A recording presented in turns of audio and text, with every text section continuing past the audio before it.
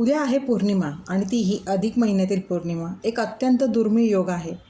या दिवशी आपण जे काही उपाय करतो, जी काही सेवा साधना करतो, यामुळे धार्मिक मान्यतेनुसार आपलं झोपलेलं नशीब जागं होऊ शकतं. आपल्या घरात पैसा खेचला जाऊ शकतो अशी मान्यता आहे.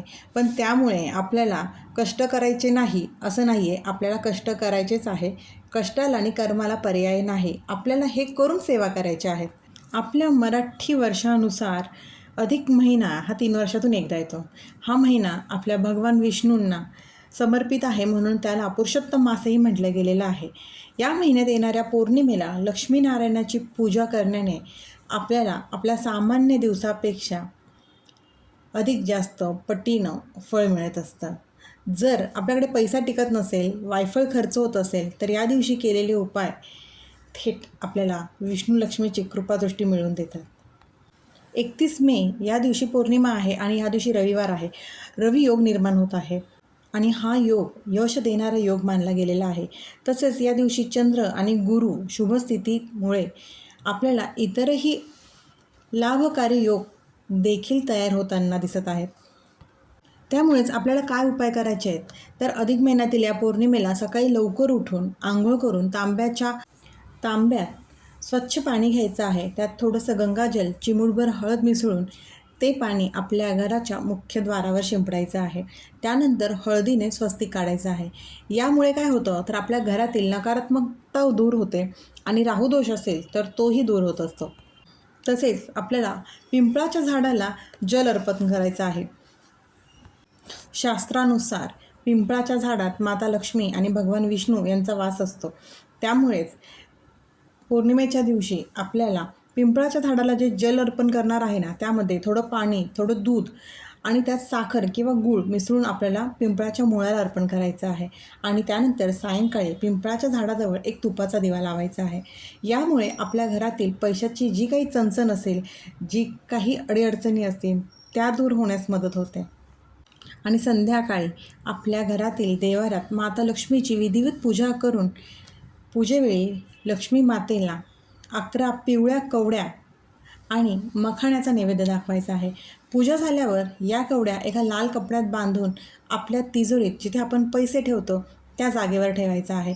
यामुळे आपली लक्ष्मी स्थिर राहण्यास मदत होते आणि तसंच आपला बँक बॅलन्स वाढण्यासही मदत होत असते. पण पुन्हा एकदा सांगते की हे उपाय आपल्याला श्रद्धेने, भक्तिभावाने करायचे आहेत. पण त्यासोबत आपल्याला कष्ट करायचेच आहे. कारण आपल्या कष्टाला चालना देणारी, म्हणजे जी गोष्ट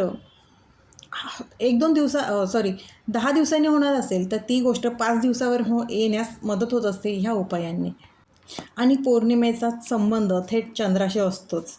त्यामुळे रात्री चंद्र उगवल्यानंतर आपल्याला चंद्राला अर्घ्य द्यायचा आहे. एका तांब्यात थोडं कच्चं दूध, पाणी, अक्षदा आणि पांढरे फूल टाकून ते आपल्याला चंद्रदेवाला अर्घ्य देऊन ओम सोम सोमाय नमः असा मंत्र जप करावा. यामुळे मानसिक तणाव दूर होत असतो. चंद्र हा मनाचा कारक आहे. त्यामुळे ज्यांनाही मानसिक त्रास असेल,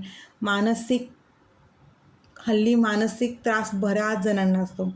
त्यामुळे आपण मानसिक शांतता जर आपल्याला हवी असेल, तर हा चंद्राला अर्घ्य देण्याचा उपाय उद्या नक्की करा. प्रत्येक उपाय करताना त्या उपायांवरती आपली श्रद्धा, आपला विश्वास हा दृढ असायला हवा. आपली भक्ती, श्रद्धा जर दृढ असेल, तर प्रत्येक केलेली सेवा याचं फळ आपल्याला नक्कीच मिळत असतं. त्यामुळेच श्रद्धेने सेवा करा आणि कष्ट आणि कर्म प्रामाणिक ठेवा. आपल्याला प्रत्येक सेवेचं फळ विष्णू आणि माता लक्ष्मी आपल्याला नक्कीच देते. या दुर्मिळ अशा योगाचं, या दुग्ध शर्करे योगाचं नक्कीच या संधीचं सोनं करून घ्या आणि सेवा करा. पुन्हा आपल्याला 3 वर्ष या दिवसाची वाट बघायला लागेल. त्यामुळे मनापासून सेवा करा. आपल्या सेवेवरती विश्वास ठेवा. श्री स्वामी समर्थ. अशक्य ही शक्य करतील स्वामी. अशक्य ही शक्य करतील स्वामी.